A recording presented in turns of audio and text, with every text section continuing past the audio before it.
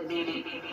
هذا هو الغريب، غريب عند العابثين من البشر، ولكنه عند ربه في مقام كريم. غرباء غرباء غرباء غرباء غرباء غرباء غرباء. أعوذ بالله من الشيطان الرجيم. بسم الله الرحمن الرحيم. ثم الصلاة والسلام على رسول الله وعلى آله وصحبه وسلم تسليما كثيرا. Àtúnkí wa káàbọ̀ sí àkọ́tún ètò Al-Ghuraba tó ń jẹ́ sí etí ìgbọ́ wa láti CAN FM 101.5 ní ìlú Ilé-Ifẹ̀.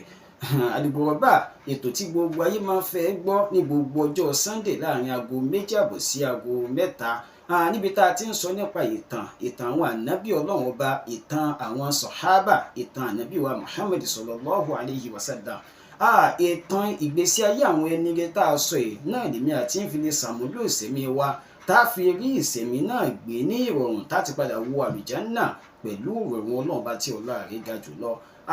Ilé ló fi dáa kí èmi àti yín ká fi àpótí lè dí ká tó jọ gbọ́ nípa ìtàn ìgbésí ayé àwọn ànábì Ọlọ́run ọba, ìtàn ìgbésí ayé àwọn Sohaba, ká lè bá a ṣàmúlò nípa tí àwọn náà là kọjá nínú ìṣòro. Abẹ́lẹ́ ohun tó la rẹ̀ ga jùlọ kí ó bá wa kẹ́ gbogbo àwọn Sohaba náà kó sì ka àwa náà kó kan nínú àwọn ẹni eré tí ó wà àlùjánnà pẹ̀lú wọn.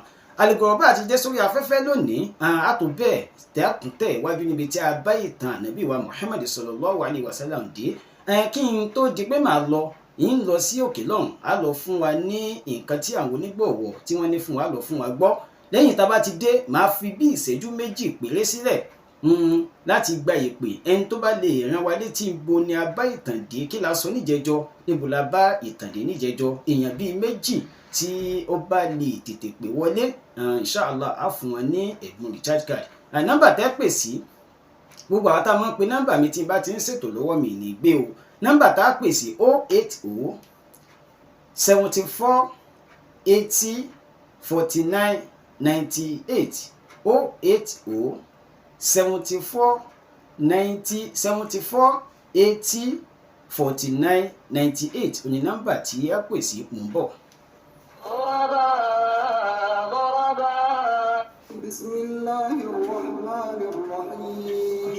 Model College and Kiddies Academy Ilé-Ifẹ̀, ọ̀kan ṣoṣo àràbà tí kì í ṣẹgbẹ́ ẹgbẹ̀rún ọ̀sánsán àtẹ ètò ẹ̀kọ́ òde òní lábẹ́ àmójútó àwọn olùkọ́ tó kó àtàárọ̀ kéwu kíké Quran memorization ó fi máa wọn ohun èlò ìkẹ́kọ̀ọ́ tí mú kẹ́kọ̀ọ́ wọrí láwọn àyíká tó wuyì ló fa sábàbí táwọn òbí òun alágbàtọ́ fi juwọ́ sàdánkátà sí wọn tíjọba náà sì fún wọn ní àpúfà òpèrègèdè. ń ṣe làwọn akẹ́kọ̀ọ́ Mr. G máa ń fẹ̀yìn àwọn ojúgbà wọn bẹ́lẹ̀ láwọn ìdíje hostel facility library science ó fi kara school bus wà ní sẹpẹ́. gbogbo akẹ́kọ̀ọ́ tó fẹ́ ṣèdánwò WAEC NECO tàbí NAPTEP ẹ kàn sí Mr. G ọ̀rẹ́ kìnìún àlàyé ẹ̀yin òbí tọ́jọ́ iwájú ọmọ jẹ lógún ẹ dìde fúyà kẹ́yìn náà mọ́ ọmọ yín lọ Mr. G sáwọn ìpele bíi crèche nursery primary tàbí secondary telephone 0803 383 4850.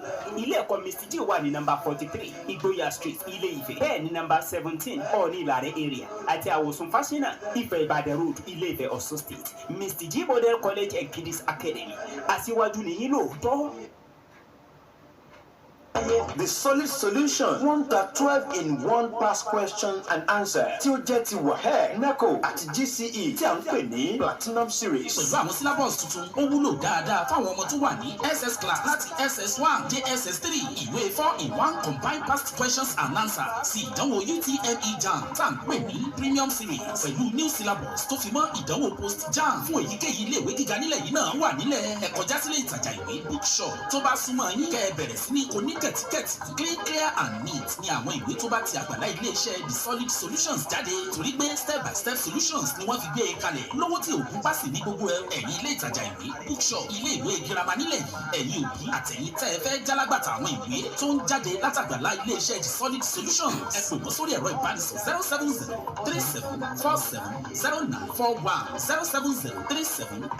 07037470941 The Solid Solutions pẹ̀lú Ọlọ́run ohun gbogbo ní ṣíṣe. Bismillahirrahmanirrahim. Gbogbo òbí tó bá ń fẹ́ yìí pélé ìgbéga àwọn ọmọ wọn láyé irú wọn kì í fètò ẹ̀kọ́ àwọn ọmọ wọn jáfara rárá o. Tí a bá wá ń sọ nípa ilé ìwé tó ní àfojúsùn tó dára fún àwọn ọmọ wa, Tender Food Path Islamic Academy ní ilé ìwé tó mọ̀ nípa bí a ṣe ń kọ́mọ tí ọmọ fi ń di àmúyangàn orílẹ̀-èdè lẹ́yìn wá ọ̀la. Ṣé nípa àyíká tó dùn ún wò la fẹ́ sọ ni? Àbí nípa àwọn olùkọ́ tí wọ́n mọ̀ nípa bí a ti ń kọ́mọ pẹ̀lú ìwọ ọmọlúàbí? Tender Food Path Islamic Academy, Al-Quran kíké àti ẹ̀kọ́ èdè Lárúbáwá ni wọ́n fi tayọ àwọn akẹgbẹ́ wọn. Wọ́n á kọ́ àwọn ọmọ wa ní Al-Quran pẹ̀lú tẹ̀júwì àti èdè Lárúbáwá fún gbogbo òbí tó bá fẹ́ ṣe àṣeyọrí níbi ètò ayé àti ọ̀rọ̀ ẹ̀sìn fún àwọn ọmọ wọn. Tender Food Path Islamic Academy ni wọ́n mú àwọn ọmọ wọn lọ. Boko bá wá jìnnà ìlà kì í kó. Tender Food Path Islamic Academy wà ní No. 1 Olókun Quarters, Ìgboyà nínú Ilé-Ifẹ̀ nípínlẹ̀ Ọ̀ṣun. Ẹ̀rọ ìbánisọ̀rọ̀ wọn ni 0803-954-6954 tàbí 0810-342-5548. Tender Food Path Islamic Academy, Citadel of the Living Souls. لست والناس من حوله ينامون وأسلك. Ẹ tẹ́tí gbọ́ ìkéde pàtàkì yìí. Tí o bá fẹ́ ra ìyára kọ̀ǹpútà bíi desktop, keyboard, CPU, mouse tàbí complete set of computer, tàbí o fẹ́ ṣe ẹ̀dá PDF soft copy sí ìwé kíkà èyí ò ní book binding, tàbí o fẹ́ ṣe ẹ̀dá ìwé àgbélẹ̀kọ rẹ sí soft copy èyí ò ní typesetting, tàbí fún ilé ìwé tàbí ilé kéwú tí ó fẹ́ tẹ tàbí kọ ìwé ìdánwò rẹ̀ sí yálà èdè Yorùbá, òyìnbó English tàbí èdè Lárúbáwá Arabic, ẹ kàn sí iléeṣẹ́ UL-ARQM Media Productions. Bẹ́ẹ̀ ni a tún ń tẹ ìwé printing clean, clear and neat pẹ̀lú owó pọ́ọ́kú. Iléeṣẹ́ UL-ARQM Media Productions tún kọ́ni bí a ti ń ṣe àmúlò kọ̀ǹpútà ìyẹn ní kọ̀ǹpútà tí ó rìn bíi CorelDRAW, Microsoft Word, Excel, graphic design, calligraphy àti bẹ́ẹ̀ bẹ́ẹ̀ lọ. UL-ARQM Media Productions tún ta trouser materials bíi chinos, cashmere, 5-step, school uniform, ankara pẹ̀lú kampala. Bákan náà fún gbogbo ẹni tí ó bá ní àìsàn ara bíi ara yíyún, body itching, ẹ̀fọ́rí túùlù, migraine, yíyún ìju, fibroid, ìbàdí ríro, waist pain, kí àgọ́ ara ó lẹ, weak organ àti bẹ́ẹ̀ bẹ́ẹ̀ lọ. Fún gbogbo ọkùnrin tí kò lè ṣe déédéé lọ́dọ̀ ẹlẹ́tọ̀ọ́ rẹ̀, ẹ kàn sí iléeṣẹ́ UL-ARQM Media Productions. Ẹ̀rọ ìbánisọ̀rọ̀ wọn ni 091-5511-8848 lẹ́ẹ̀kan sí 091-5511-8848.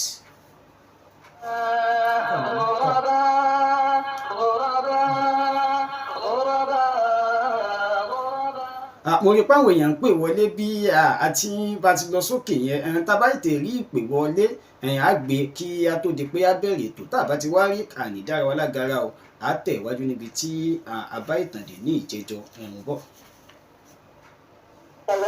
Hello. Ẹ káàsán o. Kí lorúkọ yín o? Orúkọ mi ni Samuel. Kí lẹ pé ó kọ yín? Samuel. Ok. Ṣé ẹ fẹ́ sọ bí tá a ṣe gbọ́ wa níjẹjọ ni? Àbẹ́ ẹ fẹ́ kí wa lórí ètò? Abẹ́ kiri. Ok, ṣeun o. Ọlọ́run bá sẹ́yìn lẹ́sìn dáadáa. Now.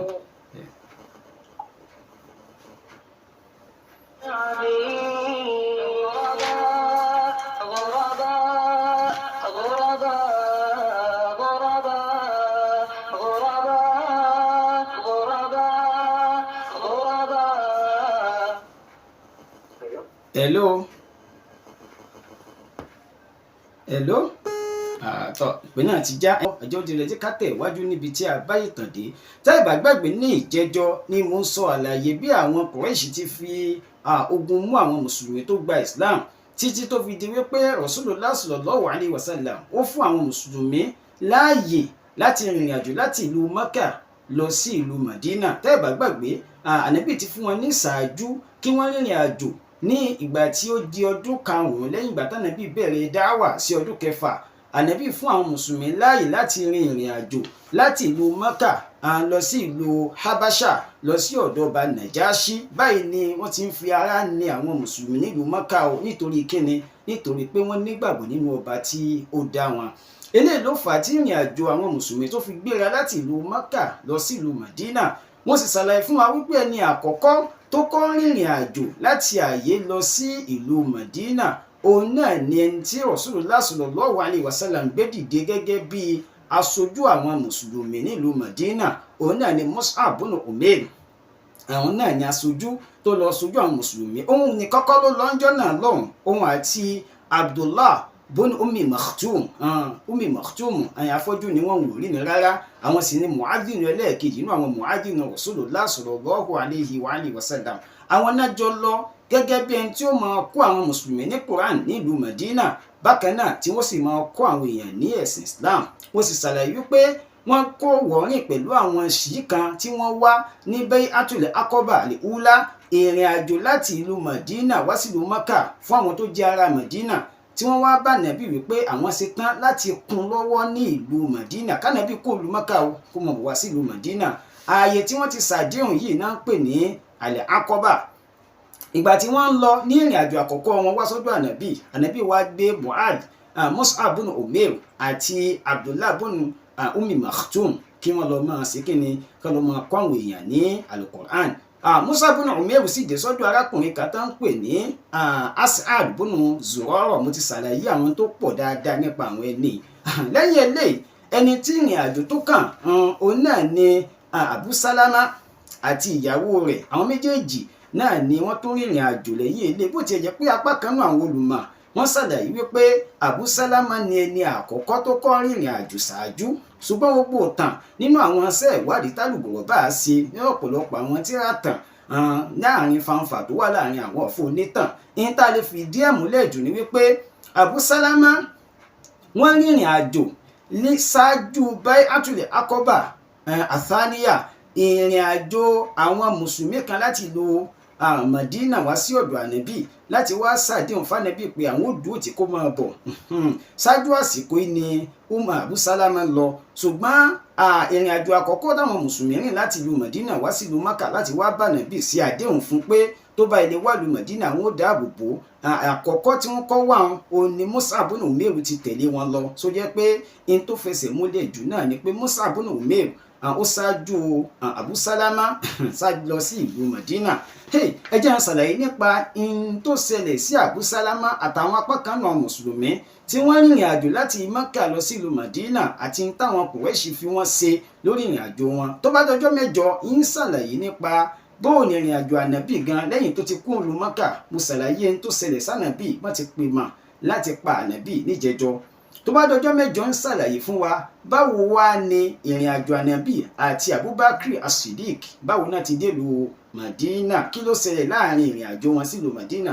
Ìtàn pọ̀ tá a sọ lórí ilé náà, ṣùgbọ́n ẹ jẹ́ n sọ díẹ̀ nípa àwọn mùsùlùmí míì táwọn náà rìnrìn àjò láti ìlú Mẹ́kà lọ sí ìlú Medina. ń bọ̀.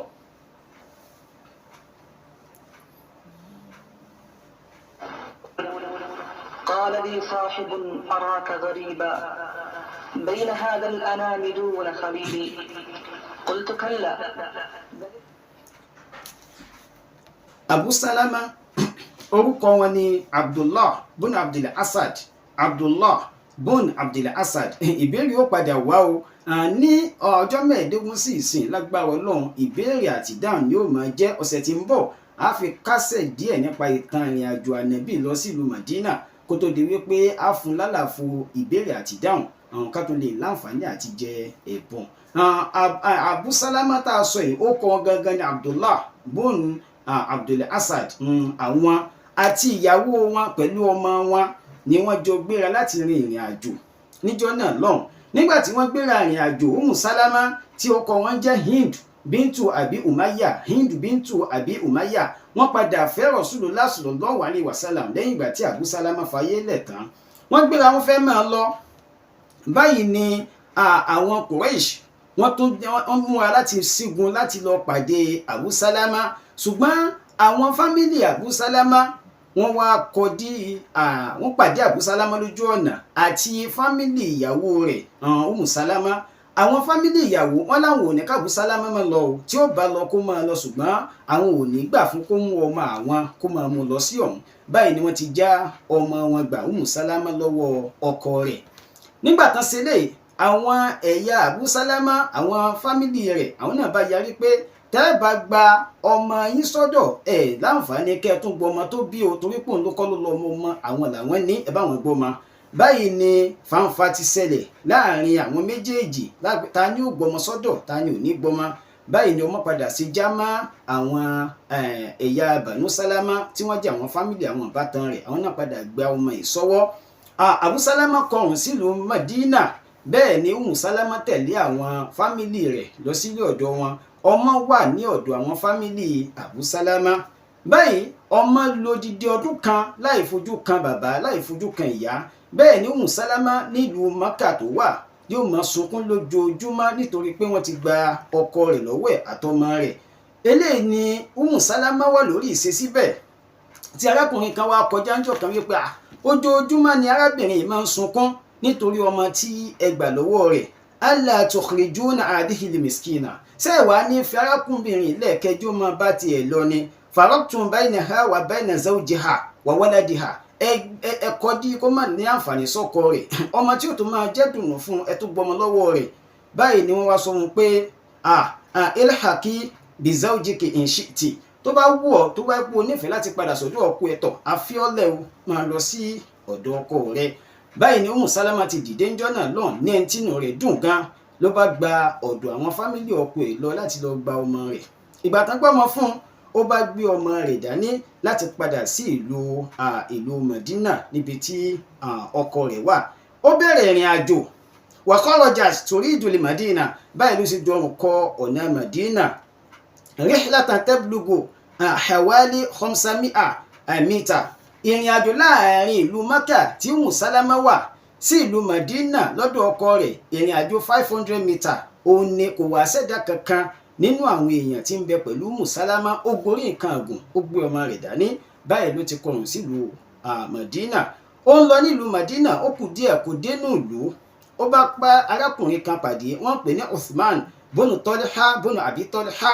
Arákùnrin lásìkò náà kì í tí ì gba Islam ṣùgbọ́n ó nífẹ̀ẹ́ àwọn mùsùlùmí ó fi ìfẹ́ tó dáa hàn sí Salama níjọ́ náà lọ́hùn torí pé arákùnrin òun náà padà gba Islam ó kù ọjọ́ díẹ̀ tí Fatihu Maka ó ṣẹlẹ̀ òun ló padà wá gba Islam.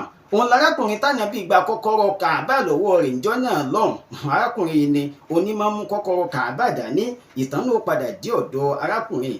Báyìí ló ti bí Salama pé níbo ló ń lọ ó lóun lọ sí ìlú Medina lọ́dọ̀ ọkọ ni táwa ní ń bẹ pẹ̀lú rẹ̀ ó lóun fọlọ́run búra o ẹ̀dá kan ò sí pẹ̀lú òun nìkan náà ni òun àtọmọ làwọn jọ ń lọ sí ìlú Medina.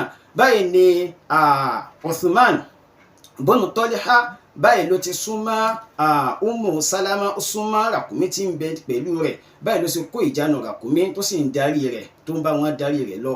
Ó rìnrìn àjò lọ́pọ̀lọpọ̀ ọjọ́ tí wọ́n fi délùú ìlú Medina. Ìgbà tán délùú Medina Uthman bọ́nù Talha ó wá wo àyíká nígbò láti wò pé níbo ni ọkọ rẹ̀ wà Abu Salama níbo ló wà. Nígbà tó wo àyíká òun ó wá padà rí Abu Salama wípé Abu Salama wà ní agbègbè ibi tí àwọn wà. Báyìí ló ti kọjú sí Salama wípé zawjuki fi hadhihi al-qarya ọkọ rẹ̀ ń bẹ lágbègbè yìí o fadkhuliha ala barakatillah ó yá wọlé tì í pẹ̀lú yọ̀ǹda Allah kó wọlé tì ọkọ rẹ̀. Báyìí ni arákùnrin tí a pè ní Uthman bọ́nù Talha ó ti fa Salama dé ọ̀dọ̀ ọkọ rẹ̀ tí ń ṣe Abu Salama. Odidi ọdún kan wọ́n ya ìyá wọ́n ya ọmọ wọ́n sì ya ọkọ àtìyàwó nítorí kíni torí pé wọ́n nígbàgbọ́ nínú Ọlọ́run bá tí ọlá rẹ̀ ga jùlọ mọ̀ ń bọ̀.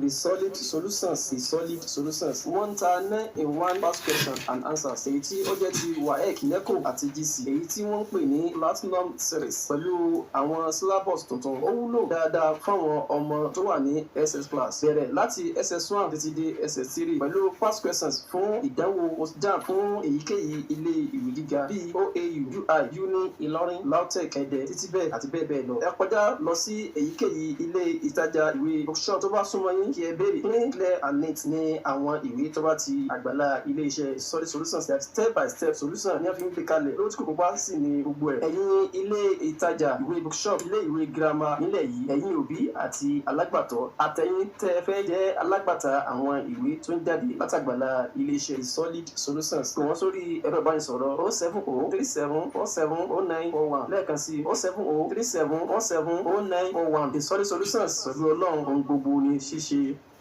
ليس الغريب هو الذي فارق الديار وودع الأهل ولكن الغريب هو الذي يجد والناس من حوله يلعبون ويصفو. Ètò ti gbọ́ ìkéde pàtàkì yìí.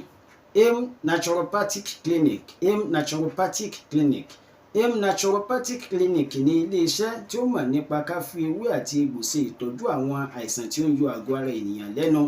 Àwọn àìsàn bíi ìfúnpá gíga, hypertension, ìtọ̀ ṣúgà, diabetes, oyún ìju, fibroid, ìpàkè, anemia, ọgbẹ́ inú, ọ́sà, ẹ̀jẹ̀ ríru, high blood pressure, ibà jẹ̀dọ̀jẹ̀dọ̀, typhoid fever, àtọ̀sí, gonorrhea, làkúrègbè, rheumatism, rọmọlápá rọmọlẹ́sẹ̀, ẹsẹ̀ wúwú, àtọkùnrin tí ó sàn tàbí tí kò ní ẹyin nínú, nǹkan oṣù obìnrin tí kò ṣe déédéé, ẹ kàn sí AIM Naturopathic Clinic.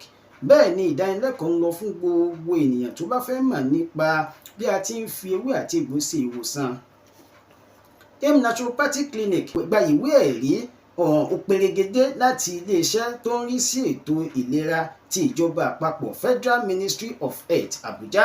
Wọ́n tún gba ìwé ẹ̀rí máa báṣẹ̀ rẹ lọ Certificate of Registration láti ọwọ́ àjọ tó ń rí sí ìwòsàn ìbílẹ̀ ní ti orílẹ̀-èdè aláwọ̀ dúdú ECOWAS, General Medical Herbal Practitioners. Bẹ́ẹ̀ ni ẹgbẹ́ àwọn olùṣe ìtọ́jú àìsàn pẹ̀lú ewé àti egbò National Union of Herbal Medical Practitioners Kuje Abuja fún wọn ní ìwé ẹ̀rí tí ó dáńtọ́. AIM Naturopathic Clinic wà ní 89C Amuro Onílù off Ọlọ́dẹ Adégbàyí Ìbàdàn. Ẹ̀rọ ìbánisọ̀rọ̀ wọn ní 0803 077 5153 lẹ́ẹ̀kan sí 0803 077 5153 tàbí 0902 627 0590 lẹ́ẹ̀kan sí 0902 627 0590. نجاهد ونناضل ونقاتل من جديد غرباء هكذا الأحرار في دنيا العبيد. Nínú àwọn Sohaba tí ó tún fojú winá pẹ̀lú àwọn Quraysh nítorí pé ó kúrò nílùú Mákà lọ sílùú Medinah, ẹ jẹ́ n tó fún wa lẹ́yọ kan. Inú wọn náà ni Mus'ab, Suhaib ibn Sinan nínú àwọn àgbà Sohaba tó kọ́kọ́ gba ìsìláàmù nílùú Mákà náà ni. Arákùnrin ọmọ ìlú Rúùmù ni, kìí ṣe ọmọ ìlú Mákà, ṣùgbọ́n ó ti pẹ́ nílùú Mákà dáadáa. Nígbà tí ànábì ń kéde ìsìláàmù tí àwọn Kùrẹ́ṣì tí wọ́n sì ń fi ìyà jẹ gbogbo àwọn mùsùlùmí tó bá ti kéde ìsìláàmù, arákùnrin náà wà nínú àwọn tí ó ń ṣe ìsìláàmù ẹ̀ ní bòńkẹ́lẹ́ nílùú Mákà. Nígbà tí Rasulullah sallallahu alaihi wasallam fún wọn níyọ̀ǹda kí wọ́n máa lọ sí ìlú Mákà, arákùnrin náà gbéra láti lọ bá ànábì. Òjíṣẹ́ Allah ti wà ń lu Mákà, ó ti wà ń lu Medina kí arákùnrin tí a pè ní Suhaib ibn Sinan kí òun náà tó gbéra láti lọ bá òjíṣẹ́ Allah.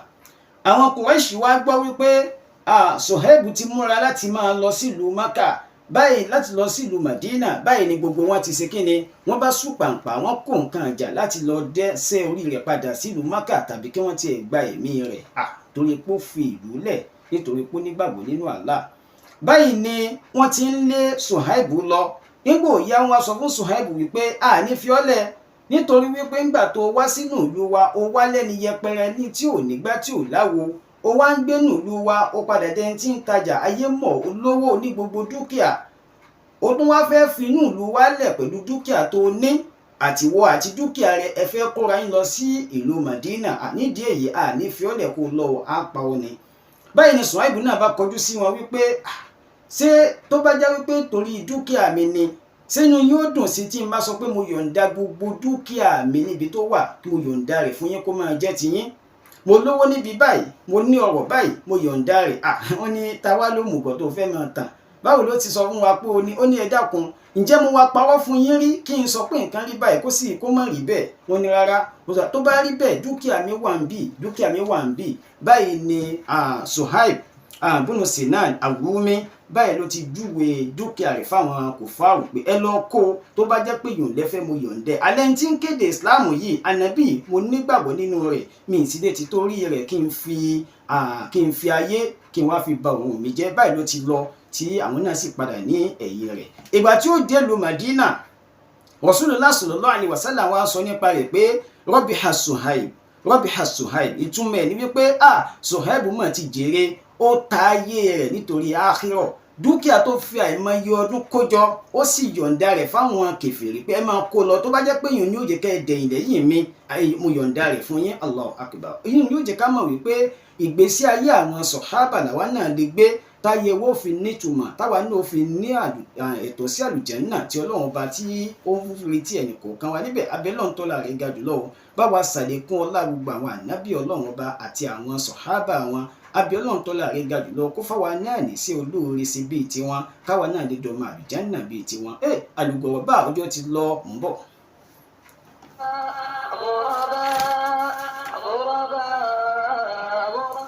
fún gbogbo onílé iṣẹ́ ńláńlá tó lókòwò kéékèèké ètò yìí bí ti ń lọ a nílò onígbọ̀wọ́ gan kí ètò náà kó lè láǹfààní àti máa tẹ̀ wájú Ramadan náà ti ń bọ̀ UL-ARQM Media Productions fún gbogbo ẹni tí ó bá ní àǹfààní láti ṣe àwọn ètò wá sí àwẹ̀ oní wákàtí kan ní ọlọ́gbọ̀n ìṣẹ́jú ní ìṣẹ́jú mẹ́ẹ̀ẹ́dógún ìṣẹ́jú mẹ́wàá ìṣẹ́jú márùn-ún ẹ kàn sí alukoro UL-ARQM Media Productions àbáyín gbé wá sí àwẹ̀ kalẹ̀ tí ó ṣe yín láǹfààní tí ó sàwọn èèyàn láǹfààní tẹ́sí gbaládá níwájú Ọlọ́run bá tí ọlá rẹ̀ ga jùlọ Crown FM 101.5 wọ́n ti gbé àgbékalẹ̀ oríṣi ọlọ́kan òjọ̀kan kalẹ̀ àyẹ̀wò pípé ààrẹ náà ni ẹ pè nọ́mbà mi o 091 55 11 8848 091 55 11 8848 ìwọ́n tó bá fẹ́ fún wa lẹ́bùn àwọn èèyàn nílò fún ẹ̀bùn abẹ́lọ́n tó láre ga jùlọ kó kún ẹnìkọ̀ọ̀kan wa lọ́wọ́